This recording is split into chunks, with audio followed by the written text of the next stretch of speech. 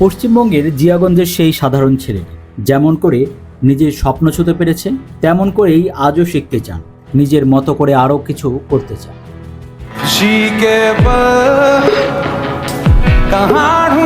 সঙ্গীতকে নিজের মতো করে ভালোবাসতে চান। মুর্শিদাবাদের জিয়াগঞ্জের আজও অরিজিৎ সিংকে দেখা যায় স্কুটি চেপে সাধারণ মানুষের মতোই ঘোরাফেরা করতে। তারকা খ্যাতি, বিশ্বমঞ্চের সাফল্য কিছুই তাকে শেকড় থেকে আলাদা করতে পারে। তবে এই জিয়াগঞ্জ থেকেই মুম্বাই পর্যন্ত যাত্রাটা তার মোটেও সহজ ছিল না। ছিল কঠোর পরিশ্রম আর নিরন্তর সংগ্রাম।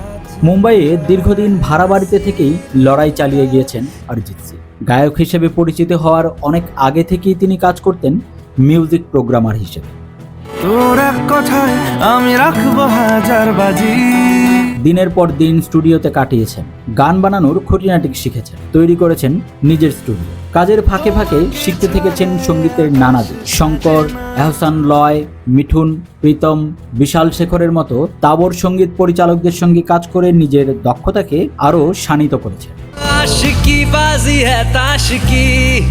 এক সাক্ষাৎকারে অরিজিৎ সিং বলেছিলেন, চেষ্টা আর রেওয়াজের মাধ্যমে তিনি নিজের গলাকে ভেঙে নতুন করে গড়ে তুলেছেন। 1987 সালের 25শে এপ্রিল মুর্শিদাবাদে জিয়াগঞ্জে জন্মগ্রহণ করেন অরিজিৎ সিং। মাত্র 18 বছর বয়সে 2005 সালে তিনি অংশ নেন জনপ্রিয় রিয়েলিটি শো ফেম গুরুকুলে। গুরু রাজেন্দ্র প্রসাদ হাজারির অনুপ্রেরণায় সেখানে গিয়েছিলেন তিনি।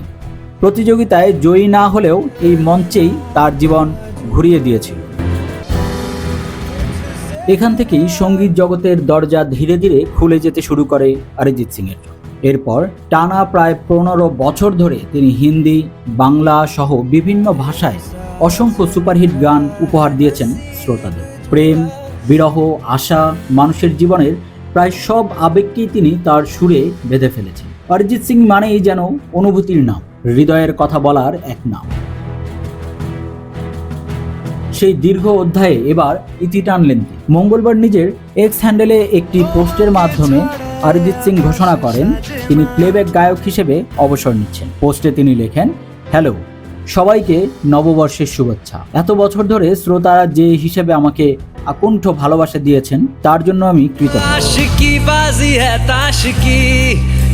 আনন্দের সঙ্গে জানাচ্ছি, এখন থেকে আমি আর প্লেব্যাক ভোকালিস্ট হিসেবে কোনো নতুন অ্যাসাইনমেন্ট নেব না। এই অধ্যায় এখানেই শেষ করছি। এটি ছিল এক অসাধারণ যাত্রা, আর ঈশ্বর আমার প্রতি সত্যি দয়ালু ছিলেন। এই ঘোষণায় আবেগে ভেসেছেন তার অগণিত ভক্ত। তবে অরিজিৎ এও জানিয়েছেন, অবসর মানেই সঙ্গীত জগৎ থেকে বিদায় নয়। তিনি লিখেছেন, আমি সঙ্গীত ছাড়ছি না।